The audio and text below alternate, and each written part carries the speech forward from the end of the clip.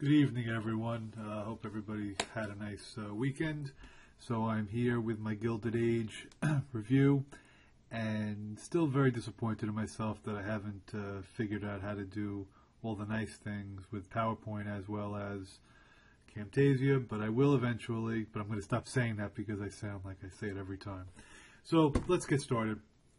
The Gilded Age is the time period in the late 1800s, and it is when there is a laissez-faire attitude on the part of the government. So there is no or very limited regulation of big business. This is a time when the income gap is widening. And as I said before, this is the rise of big business.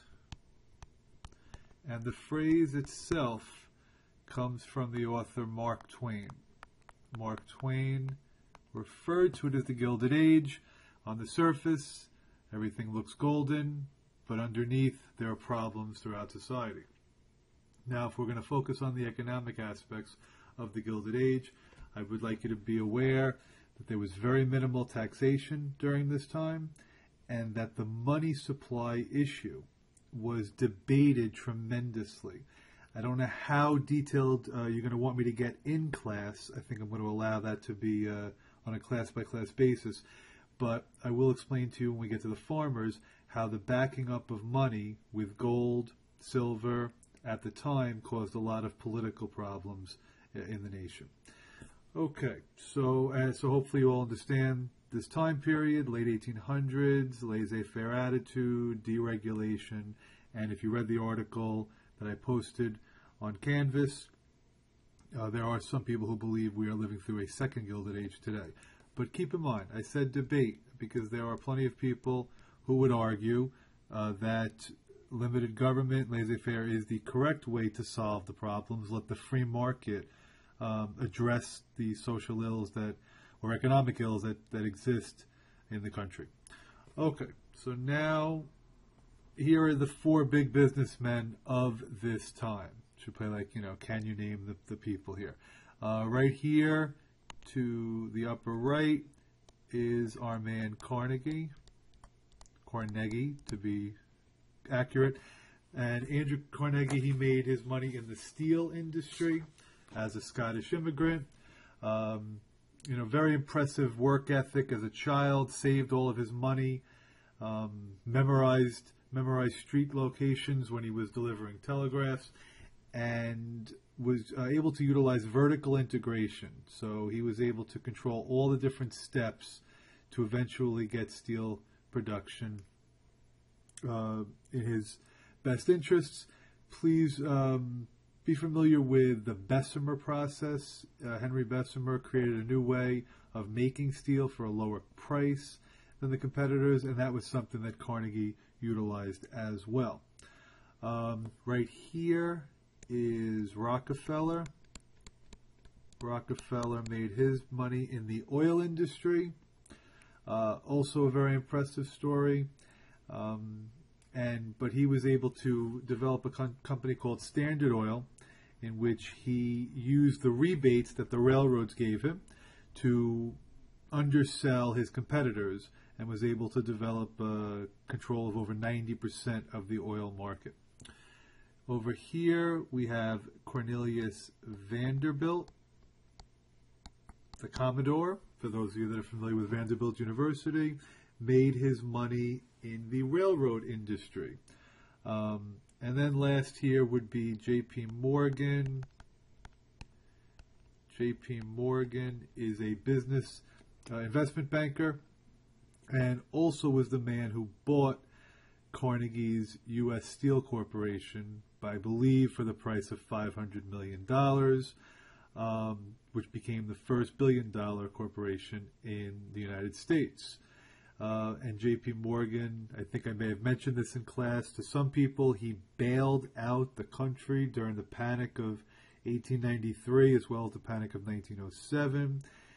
And J.P. Morgan, I think when he sold the company to Carnegie, the words were, "Congratulations, sir, you are now the richest man in America." And just on a side note story for J.P. Morgan, he canceled in 1912, he canceled a cruise that he was going to be taking part of. And some of you might know that that cruise he was planning on attending was the Titanic, but chose not to. Okay, so for all these men, I want you to decide, are they captains of industry or are they robber barons in your eyes? And I do want you to be familiar with the concept of social Darwinism. This is in the economic sphere.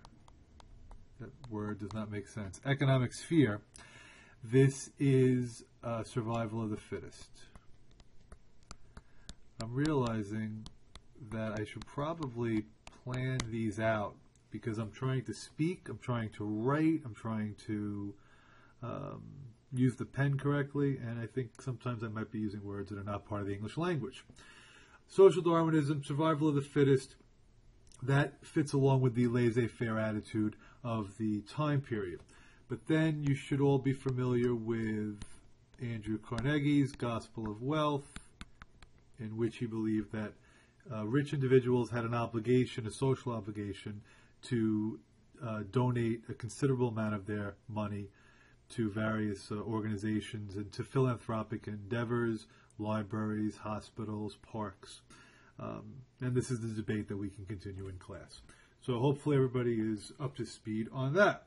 All right. Next. Now, while this is happening, working conditions were getting worse.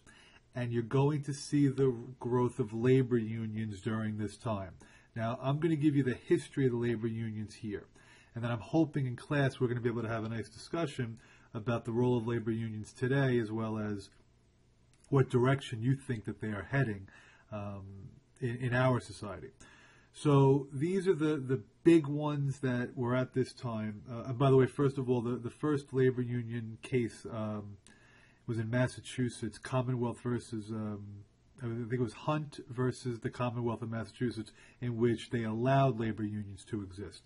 But for the first one, the National Labor Union, this is right after the Civil War, and it was really just a giant organization of skilled workers and unskilled workers, women, men, all different races, agricultural, industrial. If you're a worker, you were part of the National Labor Union. And at this time, they were calling for an 8-hour workday, among many other complaints, better working conditions. But because all of the workers came from such different backgrounds, the National Labor Union is not going to have considerable success at this time. Next will be our Knights of Labor. If you look at the Knights of Labor here, these are your founders of it. But you probably can't see those names. It was organized by Terence Powderly, and then later on taken over by, I believe his name was Uriah Stevens. But they're a little bit more radical in their methods, although they did not really want to go on strike. They did prefer to use arbitration, and at about the 1880s, they were getting well over 500,000 members in their organization. Now, the reason why the Knights of Labor is going to decline is going to be in our next slide, something called the Haymarket Riot, which I'll explain to you momentarily. The AFL, which is still around today, American Federation of Labor, was led by Samuel Gompers. I don't have any picture for that, and I should, but the leader of this was Samuel Gompers. There's a school in New York City named after him. And this was a big change because it was, first of all, only open to skilled workers. And in addition to just being open to skilled workers, they started to divide their work along craft lines. So the job that you did became your separate unit of the union. The AFL will later become part of the AFL and the CIO, but that is not until well into the 1930s, I believe, when that happened. And then, just for those of you that are a little bit more radically inclined, there was a group called the IWW, the Industrial Workers of the World. But they also went by the name the Wobblies. And they were a very, very radical group, even used violent means sometimes, strongly influenced by socialism at the time. And their leader was, I should have had a picture of him also, Big Bill Haywood.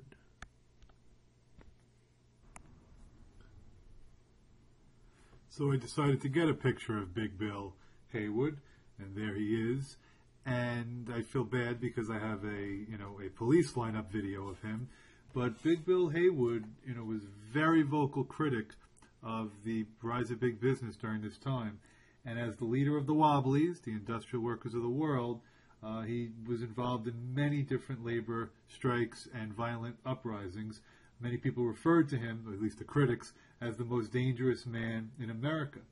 Later, he became involved in a murder case, but his lawyer, Clarence Darrow, a name that you will know later on, defended him and he was found not guilty.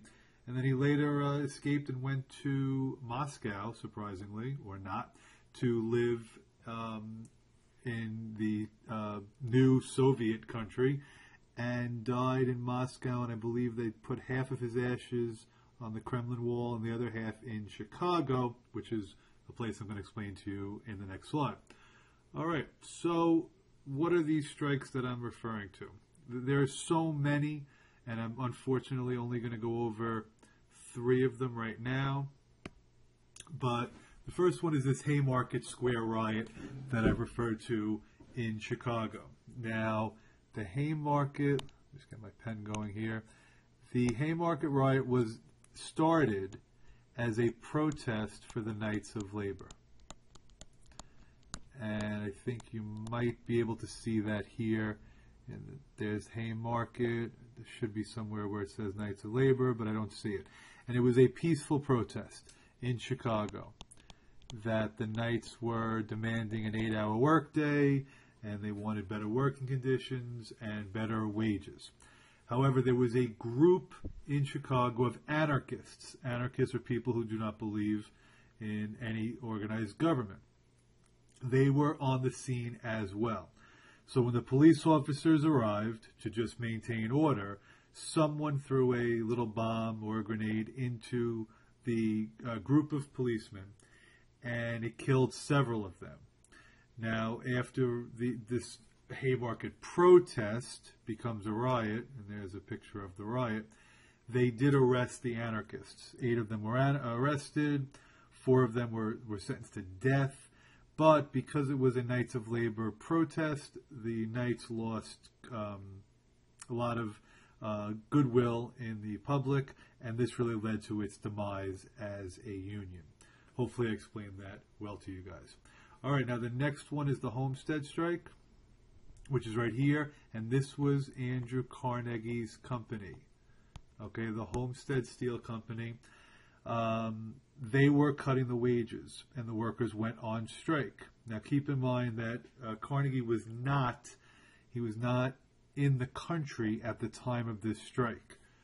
He put everything under the control of Henry Clay. Don't get too excited. I'm not done with the name yet. Frick. I really have to look up. I have to think his parents were just having fun with his first and middle name. But Henry Clay Frick was in charge of the company at this time. And they brought in some security workers who were called Pinkertons. And these Pinkerton the security company was supposed to maintain order, but instead they were antagonizing the strikers. So you have a situation here where workers are not happy with the way Frick is running the factory. He actually surrounded the factory with a fence with barbed wire and tried to keep any of the striking workers out. Then that's when he called in these Pinkertons to maintain order. But there was a conflict because the Pinkertons basically went into the crowd, attacked them. 7 workers and 3 Pinkertons were killed during this.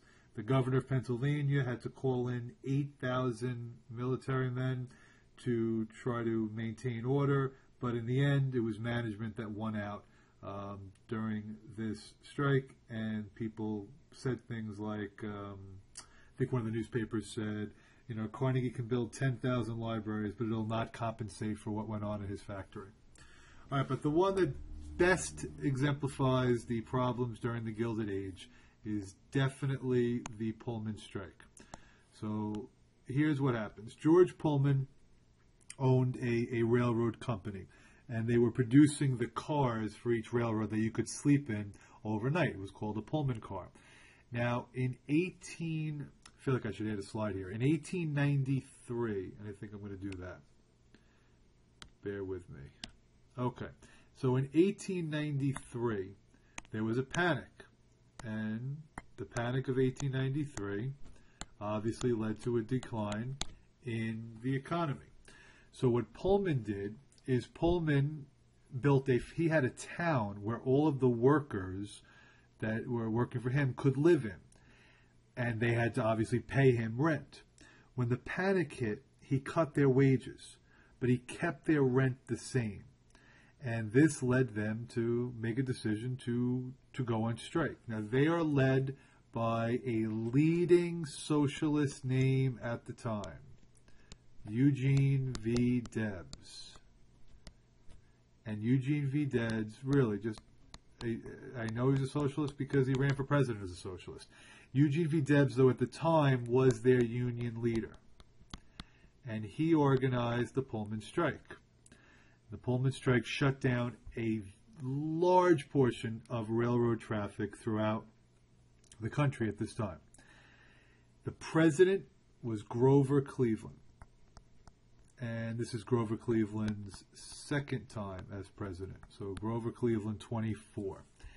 And Grover Cleveland forced the workers to go back on the job and accept the terms of owners. The reason he gave is because the railroad strike was interfering with the transit of the mail, and the mail is a federal agency. So what these stories tell you, specifically the Homestead strike and the Pullman strike, is that government was on the side of big business. To simplify it for you, government was siding with big business at this time, and specifically Grover Cleveland with the Pullman strike. Okay, so now I hope everybody gets that. Again, we have the week to clear this all up for you. The last topic is something I tried to start on Monday. I don't know how much success I had, but it's the problems of farmers. And, I'm terrible with my PowerPoint technology. The only thing I'm proud of is I know how to do those arrows. But the farmers were struggling tremendously during the late 1800s. What are some of the problems of these farmers?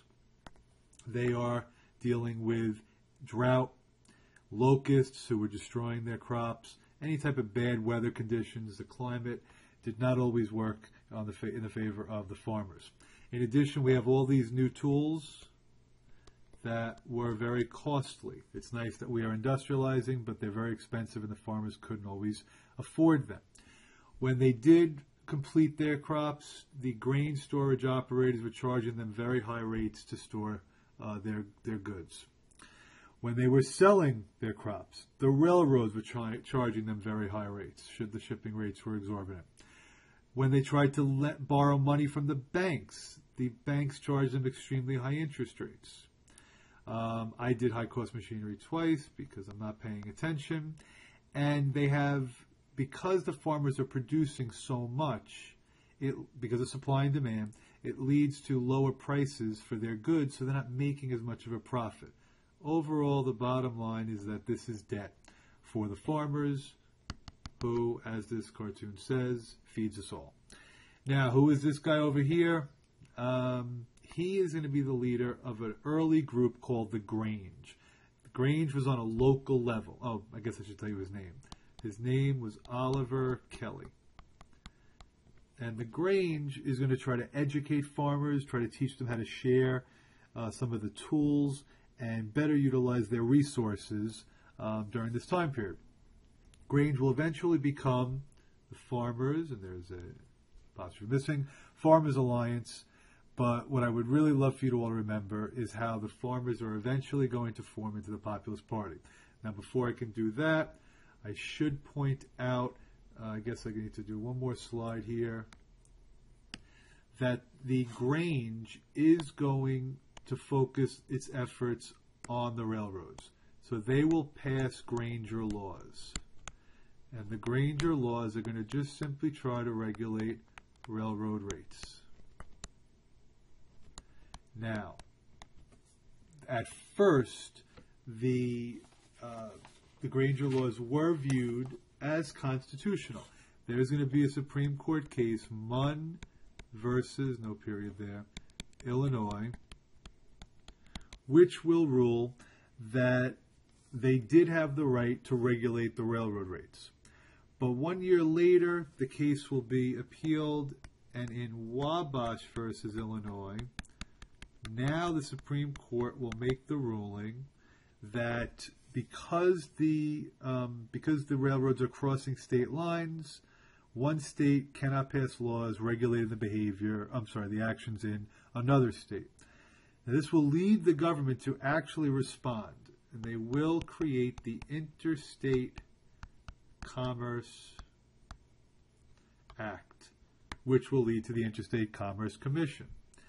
But it's very weak in its enforcement. So they make an attempt to regulate the railroads, but it's extremely limited. So as a result of all of this, and that's, by the way, 1886.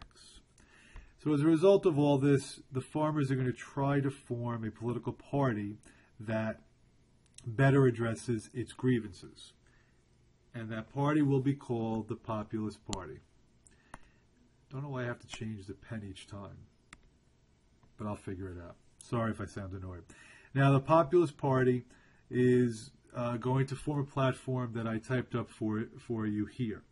The government should own all of the railroad companies, telephone companies, telegraph companies at the time. I mean, that's very socialistic, but it was one of their primary goals. Now, they called for a graduated income tax. This is actually something we have today. Today, this became the 16th Amendment. So the more you make, the higher the percentages of your tax. The most recent tax bracket that was added is 39.6% at the top. Then it goes to 35%, then 33%, then 28%, 25%, 15%, and 10%. This is something we can examine if you're interested in class. I know when I was your age, I had no clue how this worked.